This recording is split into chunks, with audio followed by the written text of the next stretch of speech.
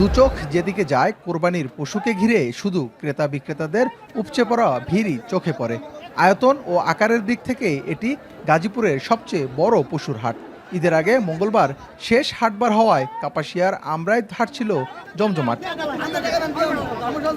সারা বছরই এই হাটে বেচাকেনা ভালো হলেও কোরবানির ঈদ উপলক্ষে ক্রেতা, পাইকার ও খামারিদের আলাদা নজর থাকে এই হাটের দিকে।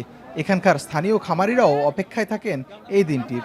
এছাড়াও সীমান্তবর্তী জেলাসহ দেশের বিভিন্ন প্রান্ত থেকে নিজেদের লালন পালন করা গরু, মহিষ ও ছাগল নিয়ে আসেন খামারিরা। বৃহৎ এই হাটটি মূলত মহিষের জন্য বিখ্যাত।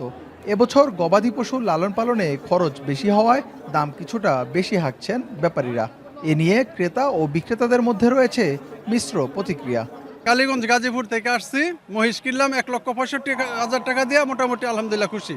6টা বসে আনছি আমি, 6টা বসিতে 6টা বিক্রি করে দিছি। কিসের গোস্ত আছে আমরা নিকলি তা না, 19টা বসে আনছি, 2টা বস বিয়ে হয়েছে। ইজারাদার কর্তৃপক্ষ জানিয়েছেন হাটের সার্বিক নিরাপত্তা ব্যবস্থা গ্রহণের পাশাপাশি ক্রেতা ও বিক্রেতারা যাতে প্রতারিত না হন সেজন্য মাইকে প্রচারণা চালানো হয়।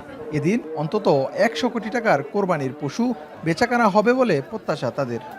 এখানে মূলত সারা বাংলাদেশ থেকেই, একেবারে পঞ্চগড়, দিনাজপুর থেকে, রাজশাহী থেকে, আবার ওইদিকে কুমিল্লা, ব্রাহ্মণবাড়িয়া, সিলেট থেকেও গরু আসে, একেবারে কক্সবাজার থেকেও গরু আসে। হাসিল আমরা আশা করতেছি 70-80 লাখ টাকা এরকম আর কি।